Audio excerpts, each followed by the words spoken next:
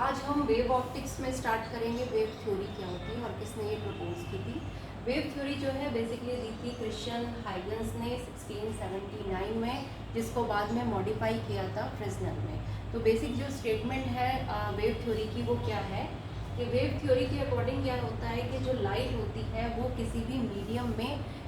जो है वो ट्रांसवर्स वेव की फॉर्म में ट्रेवल करती है। यानी कि इन्होंने ये कहा कि जो लाइट होती है वो एक तरह की एनर्जी होती है, ऊर्जा होती है, जो किसी भी मीडियम में जब मूव करती है एक पॉइंट से दूसरे पॉइंट पे, तो वो ट्रांसवर्स वेव की फॉर्म में मूव करती है।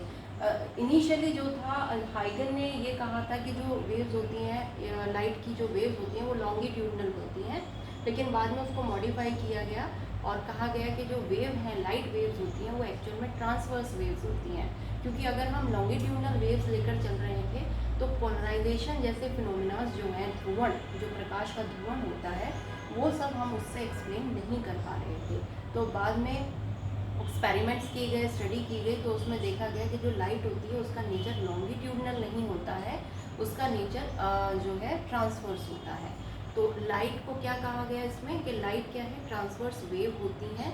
या कह सकते हो लाइट एक तरह की ऊर्जा है, एनर्जी है, जो किसी भी मीडियम में ट्रांसवर्स वेव की फॉर्म में मूव करती है। ठीक है। स्पीड जो होती है लाइट की किसी भी मीडियम में, वो उस मीडियम के नेचर पे डिपेंड करती है। जैसे कि इससे पहले वाले लेक्चर में आप लोगों ने देखा था कि जो लाइट की स्पीड होती है वो क्या है, डेंसर मीडियम में कम हो जाती है, रेयर मीडियम में ज़्यादा हो जाती है। तो जैसे जैसे डेंसिटी बढ़ती चली जाएगी, मीडियम की वेलोसिटी जो होगी लाइट की वो कम होती चली जाती है। ठीक है। इसके लिए अब क्योंकि उस टाइम पर नॉन मैकेनिकल वेव्स का कोई आइडिया नहीं था, सिर्फ मैकेनिकल वेव्स के बारे में ही पता था, यानी कि उन्हीं तरंगों के बारे में पता था जिनको एक पॉइंट से दूसरे पॉइंट पर जाने के लिए किसी माध्यम की ज़रूरत थी, कोई मीडियम चाहिए होता था। तो बेसिकली मैकेनिकल वेव्स की वहाँ पर उस टाइम पर नॉलेज थी, तो इनको भी जो है लाइट वेव्स को भी मैकेनिकल वेव्स ही माना गया था। जिसके लिए अब क्योंकि मैकेनिकल वेव अगर आप मान रहे हो तो मैकेनिकल वेव का मतलब हो गया आपको मीडियम की ज़रूरत है। तो यहाँ पर क्या करा था कि जो हाइगन थे उन्होंने ये मान लिया था कि जितना भी स्पेस है, जो ब्रह्मांड है, उसमें सब जगह क्या है, एक हाइपोथेटिकल मीडियम है, एक काल्पनिक माध्यम होता है, जिसको इन्होंने नाम दिया था यूनिवर्स ईथर, जिसकी डेंसिटी बहुत कम होती है, मासलेस है, उसका मास नहीं होता है, और इलास्टिसिटी बहुत ज़्यादा होती है, हाईली इलास्टिक होते हैं, एक्सट्रीमली इलास्टिक होता है ये मीडियम। ठीक है। तो इस तरह का एक मीडियम इन्होंने माना था कि ये पूरा जो है सन से, जैसे अगर लाइट अर्थ तक आ रही है तो इस हाइपोथेटिकल मीडियम को क्रॉस करके ही वो लाइट यहाँ तक आती है, और ये मीडियम जो होता है वो मासलेस, उसका मास नहीं होता है, बहुत ज़्यादा इलास्टिसिटी होती है और डेंसिटी बहुत ही कम होती है, जिससे कि ये लाइट जो है वो वेव की फॉर्म में एक पॉइंट से दूसरे पॉइंट तक जाती है। तो बेसिक ये जो था कंस्ट्रक्शन था हाइगन की वेव थ्योरी का, जिसमें लाइट को वेव नेचर का मान के हम चले थे, और इन्होंने इस थ्योरी के बेसिस पे रिफ्लेक्शन, रिफ्रैक्शन, बैक्टीरियल मोशन, इन सब चीज़ों को एक्सप्लेन भी किया था, सक्सेसफुली एक्सप्लेन किया था। तो अभी हम देखेंगे कि क्या क्या जो है फिनोमेना है, जो रिफ्लेक्शन है या रिफ्रैक्शन है, उनका किस तरह से एक्सप्लेनेशन इनके अंदर दिया था। तो वो बेसिकली उसके लिए इन्होंने एक सिद्धांत दिया था जिसको हम हाइगन प्रिंसिपल, हाइगन का सिद्धांत कहते हैं। तो उस सिद्धांत को पढ़ने से पहले आपको कुछ कॉमन टर्मिनोलॉजी होती है वेव थ्योरी की या वेव ऑप्टिक्स की, जैसे कि वेव फ्रंट हो गया, तरंगाग्र होता है, वेवलेट हो गई, रेज है, किरणें जो होती हैं वो हो गई। तो इन सबको आप पहले एक बार जान लीजिए कि ये क्या होता है, फिर उसके बाद हम देखते हैं कि हाइगन्स प्रिंसिपल क्या है। देखिए, सबसे पहले आता है आपका वेव फ्रंट। तरंगाग्र क्या होता है? तरंगाग्र क्या है कि आपको पता है कि जो लाइट सोर्स होती है उससे जो लाइट होती है या जो डिस्टर्बेंस होता है, अगर हम वेव कह रहे हैं तो डिस्टर्बेंस हो गया, तो डिस्टर्बेंस जो होता है वो सभी डायरेक्शन में कंटिन्यूसली निकलता है, यूनिफॉर्मली निकलता है, अगर जो मीडियम है वो होमोजीनियस है तो। ठीक है। तो ऐसे जितने भी पॉइंट किसी सोर्स के चारों तरफ के, ऐसे वो सारे पॉइंट्स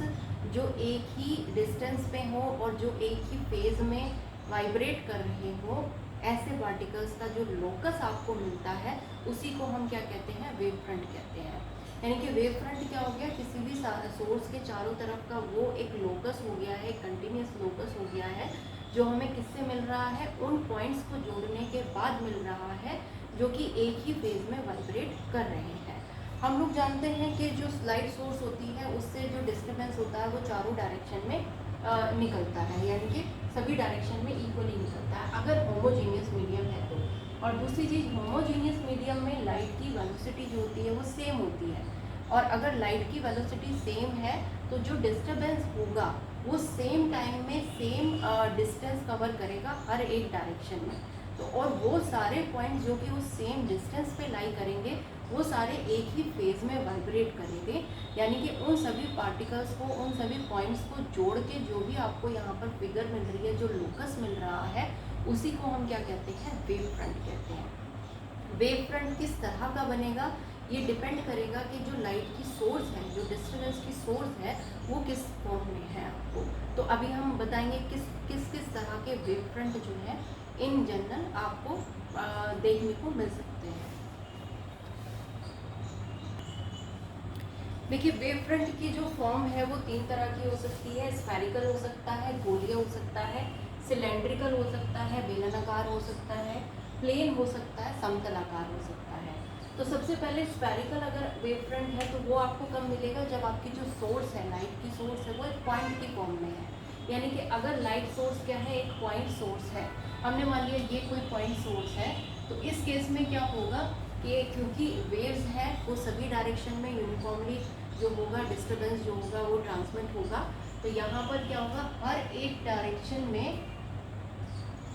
डिस्टर्बेंस जो है वो मूव करेगा।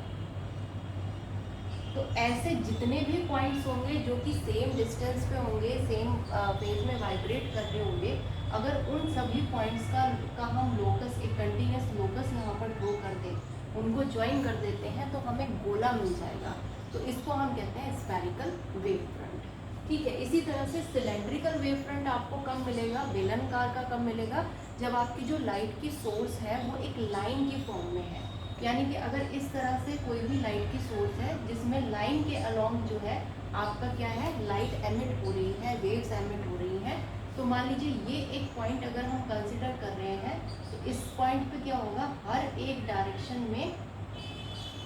डिस्टर्बेंस ट्रांसमिट होगा। तो इस तरह का एक लोकस यहाँ क्रिएट हो जाएगा। बिल्कुल जस्ट इसके नीचे भी क्या होगा,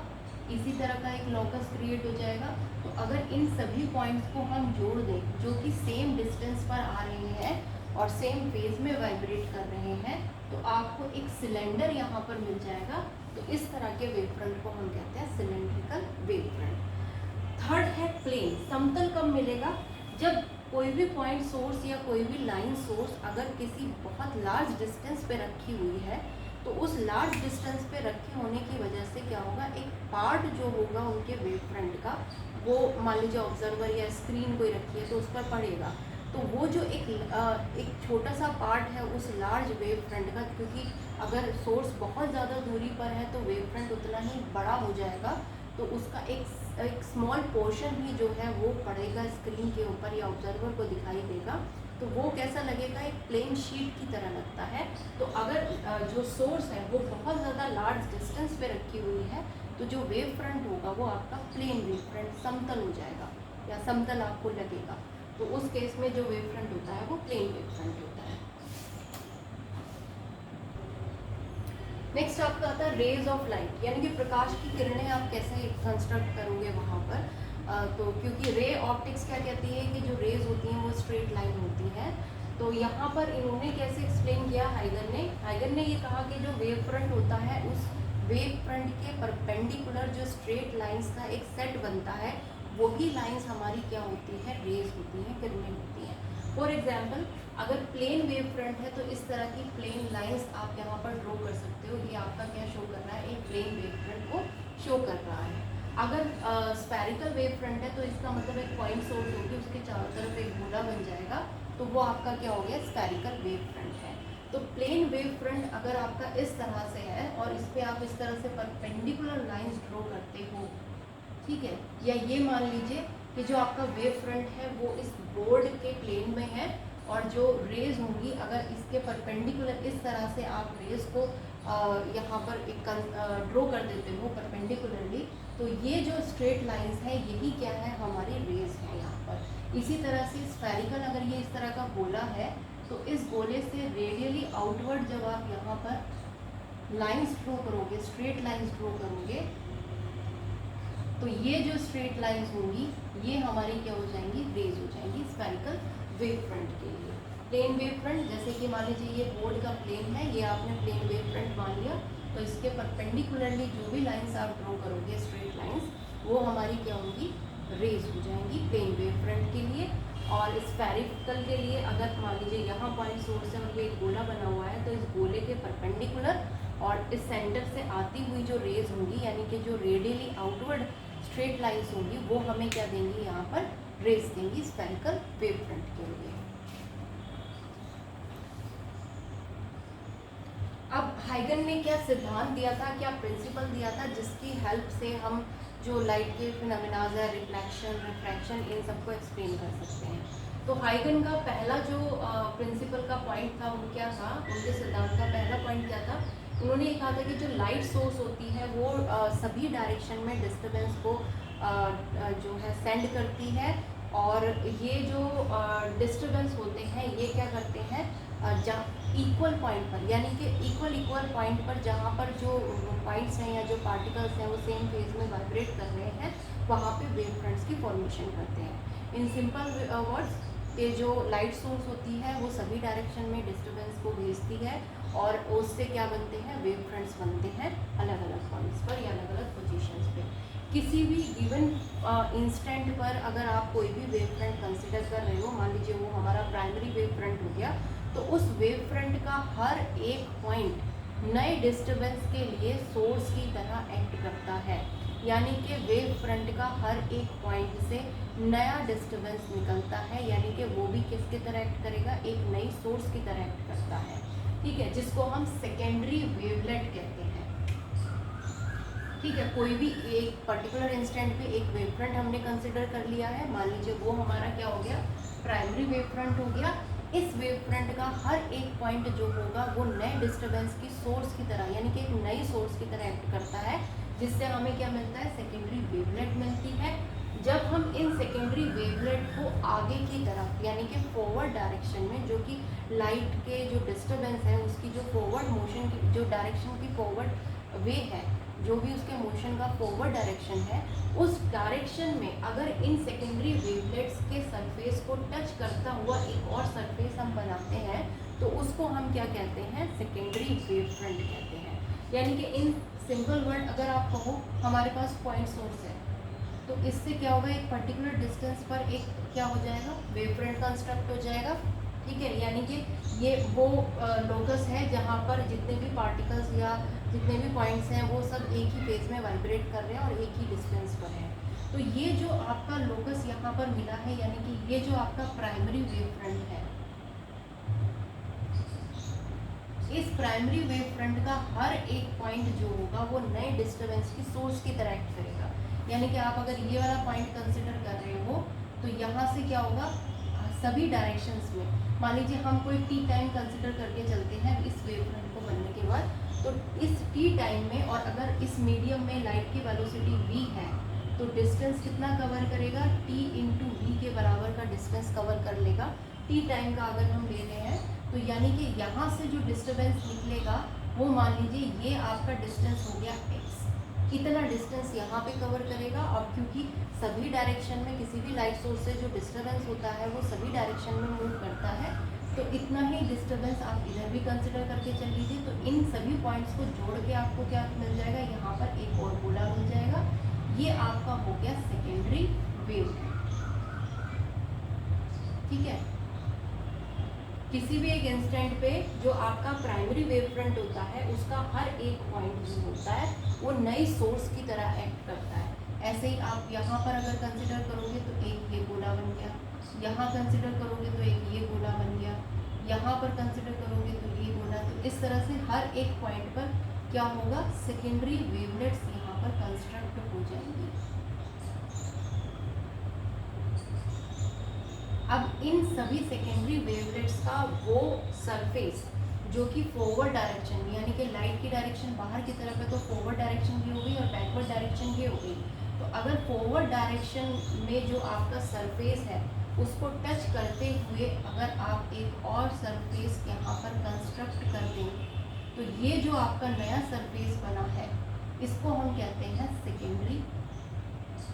वेव फ्रंट। ठीक है, अब इस सेकेंडरी वेव फ्रंट का हर एक पॉइंट फिर से एक नई सोर्स की तरह, यानी कि सेकेंडरी वेवलेट की तरह काम करेगा। वहाँ से फिर हमें एक नया वेव फ्रंट मिलेगा, फिर वेवलेट्स निकलेंगी, फिर वेव फ्रंट मिलेगा। तो इस तरह से ये जो डिस्टर्बेंस होता है वो आगे की तरफ मूव करता चला जाता है। ठीक है, अब जैसे हमने यहाँ पर एक सरफेस फॉरवर्ड डायरेक्शन में क्रिएट किया है इसको टच करते हुए, ऐसे ही हम बैकवर्ड डायरेक्शन में भी एक सरफेस बना सकते हैं। लेकिन एक्सपेरिमेंटली हमने देखा है कि जो लाइट का डिस्टर्बेंस होता है वो आगे की डायरेक्शन में ही चलता है, पीछे की डायरेक्शन में नहीं चलता है। तो इसको हम नया वेव फ्रंट नहीं मानेंगे। हम आगे वाला जो सरफेस हमें मिल रहा है, जो फॉरवर्ड डायरेक्शन में सरफेस मिल रहा है, उसी को नया सरफेस या कह सकते हैं उसी को सेकेंडरी वेव फ्रंट यहाँ पर कंसिडर करेंगे।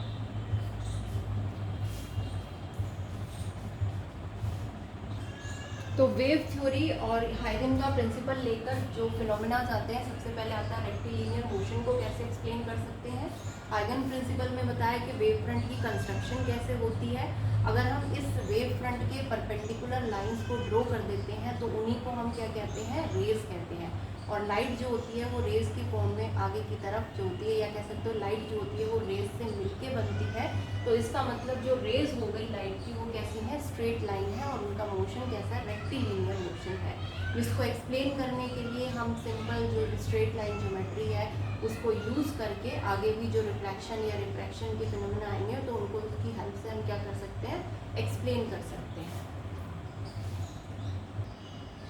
देखिए, वेव थ्योरी के बेसिस पे हम रिफ्लेक्शन को किस तरह से एक्सप्लेन कर सकते हैं। हमने मान लिया कि हमारे पास एक रिफ्लेक्टिंग सरफेस या कोई मिरर है M1 M2। ठीक है, इस पर जो लाइट इंसिडेंट हो रही है उसका जो वेव फ्रंट हम यहाँ कंसिडर कर रहे हैं वो AB वेव फ्रंट कंसिडर कर रहे हैं, और ये मानकर चल रहे हैं कि ये मिरर M1 M2 मिरर पर I एंगल पर इंसिडेंट होता है। अब अगर वेव फ्रंट इस तरह से I एंगल पर इंसिडेंट हो रहा है तो ऑब्वियसली जो रेज होंगी, जो लाइट की किरणें होंगी, वो इस वेव फ्रंट के परपेंडिकुलर इस तरह से आएंगी। ठीक है, और इस मिरर को यहाँ पर इस तरह से स्ट्राइक करेंगी। यानी कि हमने मान लिया कि इस AB वेव फ्रंट पे हम 3 रेज कंसिडर करके चल रहे हैं, 1, 2 और 3। जो कि 1 रे जो है वो A पॉइंट पर पड़ रही है, और 3 रे जो है वो B से मिरर के ऊपर जाके A डैश पॉइंट पर पड़ रही है, और एक कोई हमने मिडल में रे मान ली है सेकंड, जो किसी मिडल में कहीं पॉइंट पर A और A डैश के बीच में कहीं पर पड़ रही है। ठीक है, तो यहाँ पर क्या है, आपको पता है AB अगर आप प्राइमरी वेव फ्रंट मान रहे हो तो इसका हर एक पॉइंट नए डिस्टर्बेंस के लिए एज अ सोर्स एक्ट करेगा। हम मान लेते हैं कि B पॉइंट से जो सेकेंडरी वेवलेट, यानी कि B और A और B इन दोनों के बीच के जितने भी पॉइंट्स हैं वहाँ पे क्या होगा, हर एक पॉइंट पर एक सेकेंडरी वेवलेट बन जाएगी। तो हम मानते हैं कि B से आने वाली जो सेकेंडरी वेवलेट है वो मिरर M1 M2 को कहाँ पर मिल रही है, A डैश पॉइंट पर मिल रही है, और उसको A डैश पॉइंट तक पहुँचने में टाइम कितना लग रहा है, T लग रहा है। ठीक है, तो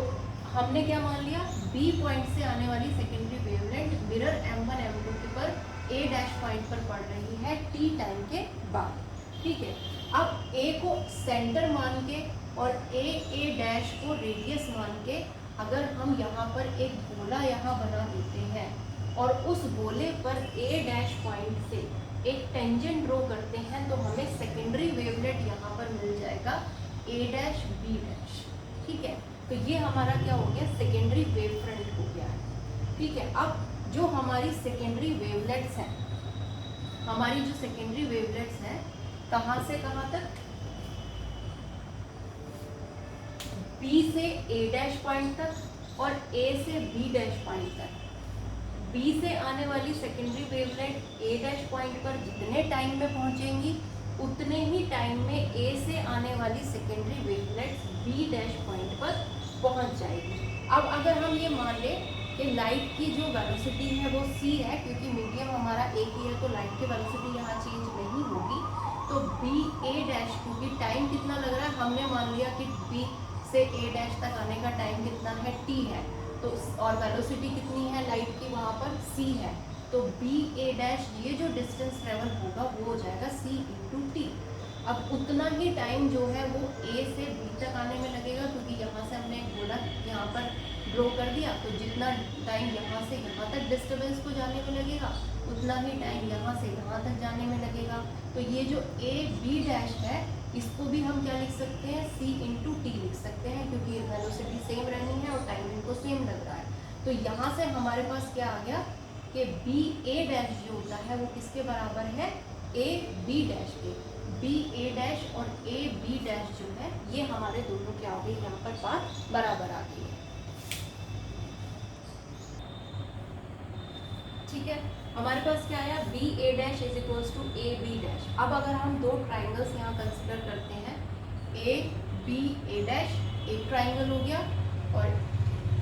ए बी डैश ए डैश ये दूसरा ट्राइंगल हो गया। अगर इन दोनों ट्राइंगल में हम देखें तो ए डैश दोनों ट्राइंगल्स में एक कॉमन लाइन है, यानी कि ए डैश आपका क्या हो गया, कॉमन हो गया। ठीक है, दूसरा अभी हमने प्रूव किया था कि बी ए डैश किसके बराबर है, ए बी डैश के बराबर है, और क्योंकि ये एंगल क्या है, वेव फ्रंट और रेज के बीच का एंगल है तो 90 डिग्री होगा, ये एंगल भी रेज और वेव फ्रंट के बीच का एंगल है तो 90 डिग्री होगा, यानी कि angle B is equals to angle B dash. तो इसका मतलब आपके जो ट्राइंगल्स हैं ए बी ए डैश और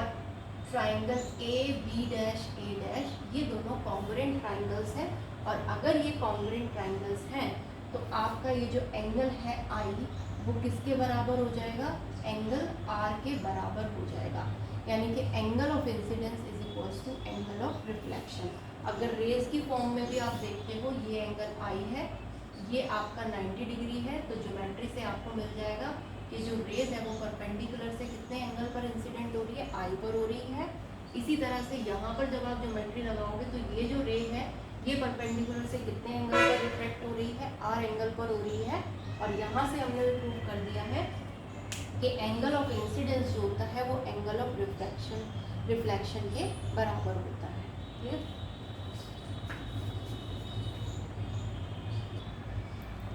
अब देखिए रिफ्रैक्शन हम किस तरह से एक्सप्लेन कर सकते हैं वेव थ्योरी के बेसिस पे। मान लीजिए ये कोई हमारा एक मीडियम या कह सकते हैं सरफेस है जो दो मीडियम को सेपरेट कर रहा है एक्स वाई। ये सरफेस जो है मीडियम 1 को, जो कि हम रेयरर लेकर चल रहे हैं, मीडियम 2 जिसको हम डेंसर मानकर चल रहे हैं उससे सेपरेट कर रहा है। रेयर मीडियम में जो लाइट की वेलोसिटी है वो c1 है, और डेंसर मीडियम में हमने उसको c2 से रिप्रेजेंट किया है। यहाँ पर भी सेम हम क्या करेंगे, एक प्राइमरी वेव फ्रंट मानते हैं जो कि इस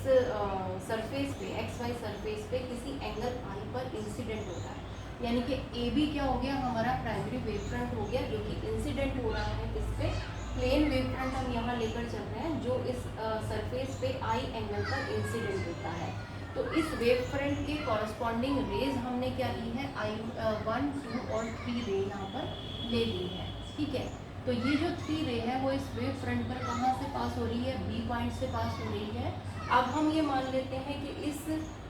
बी पॉइंट से जो सेकेंडरी वेवलेट्स निकलेंगी उसको ए डैश पॉइंट जो कि हमारा उस सरफेस पे पड़ रहा है वहाँ तक आने में जो टाइम लगा वो हमने टी टाइम मान लिया, यानी कि बी से ए डैश तक सेकेंडरी वेवलेट जो है वो टी टाइम में आएंगी। और क्योंकि इस मीडियम में लाइट की वेलोसिटी कितनी है, c1 है, तो इसका मतलब आपका जो बी ए डैश डिस्टेंस है वो आपका हो जाएगा यहाँ पर c1 इंटू टी से बराबर। इतने सेम टाइम में ए से जो सेकेंडरी वेवलेट है वो कितना डिस्टेंस ट्रेवल करेंगी, सेम टाइम टी में। अगर यहाँ पर हम देखते हैं सेकेंडरी वेवलेट का कितना डिस्टेंस ट्रेवल होगा, क्योंकि यहाँ पर वेलोसिटी कितनी है, c2 है, तो डिस्टेंस हो जाएगा c2 इंटू टी, यानी कि a से c2 into T distance travel करने में हमने मान लिया कितना डिस्टेंस यहाँ ट्रेवल करा, b डैश तक का। तो हमने a b डैश ये जो हमारे पास आया यहाँ पर इसका डिस्टेंस या इसकी जो लेंथ हो गई वो कितनी हो गई, c2 इंटू टी। यानी कि जितने टाइम में सेकेंडरी वेवलेट बी से ए डैश पे आएगी उतने टाइम में सेकेंडरी वेवलेट ए से बी डैश पॉइंट पर आ रही है। ठीक है, अब अगर हम ए डैश पॉइंट से इस स्फीयर पे एक टेंजेंट ड्रॉ करते हैं जो कि इस स्फीयर को बी डैश पॉइंट पर जो है क्या कह सकते हैं टच करता हुआ जा रहा है, या सिंपल हमने ए पॉइंट से एक स्फीयर बना लिया, उसके बाद ए डैश पॉइंट से इस पर जब हम एक टेंजेंट ड्रॉ करेंगे तो इस स्फीयर को जिस पॉइंट पर टच करेगा वो हमें बी डैश मिल गया, और ए बी डैश जो होगा उसका हमारे पास डिस्टेंस कितना आ गया C2 इंटू टी के बराबर आ गया। ठीक है, तो ये जो हमारी जो लाइन होगी ए डैश बी डैश ये हमारा हो गया सेकेंडरी वेव फ्रंट। अब यहाँ से एंगल और ये जो स्नेल का नियम होता है जो बेसिक लॉ है रिफ्रैक्शन का वो कैसे निकल के आएगा वो एक बार देख लेते हैं। देखिए हमारे पास आया B A dash is C1 into T and A B dash is C2 into T. अब triangle A B A dash अगर हम देखते हैं तो इसमें साइन आई की वैल्यू अगर हम निकालें, क्योंकि ये एंगल 90 डिग्री है यहाँ पर और यहाँ ये इस ट्राइंगल में एंगल 90 डिग्री है, तो साइन आई जो होगा यहाँ से उसको आप लिख सकते हो B A dash upon A dash, और क्योंकि बी ए डैश आपका है C1 इंटू टी तो यहाँ पर हो गया C1 into T upon A dash. इसी तरह से साइन आर को हम क्या लिख सकते हैं A B dash upon A dash यहाँ इस ट्राइंगल से, तो यहाँ पर आपको मिल गया C2 into T upon A dash. अब अगर हम यहाँ फर्स्ट इक्वेशन को दूसरी इक्वेशन से डिवाइड करते हैं तो आपको मिलेगा sine I upon sine R, तो जब sine I upon sine R की वैल्यू रखेंगे C1 into T upon A dash upon C2 into T upon A dash, तो ये ए डैश कैंसिल हो जाएगा और ये आ जाएगा आपका C1 अपॉन C2 जो एक्चुअल में म्यू के बराबर होता है। तो C1 अपॉन C2 क्या है, C1 is the velocity of light in first medium and C2 is the velocity of light in second medium. First medium हम रेयर मान के चले थे और सेकेंड मीडियम हम डेंसर मान के चले थे। तो यहाँ से अगर आप देखो कि अगर I is greater than R तो क्लियर है C1 is also greater than C2, यानी कि अगर angle of incidence angle of refraction से ज़्यादा पाया जा रहा है तो इसका मतलब जो वेलोसिटी होगी वो फर्स्ट मीडियम में यानी कि जहाँ से लाइट इंसिडेंट हो रही है वहाँ पर ज़्यादा होगी, और जो सेकेंड मीडियम है जहाँ पर वो रिफ्रैक्ट होने के बाद जा रही है वहाँ पर कम होगी। ठीक है, तो इससे ये क्या है, ये एक्चुअल में आपका क्या है स्नेल का नियम है, तो वो भी यहाँ से क्या है स्नेल्स लॉ जो है इजीली प्रूव कर दिया गया है।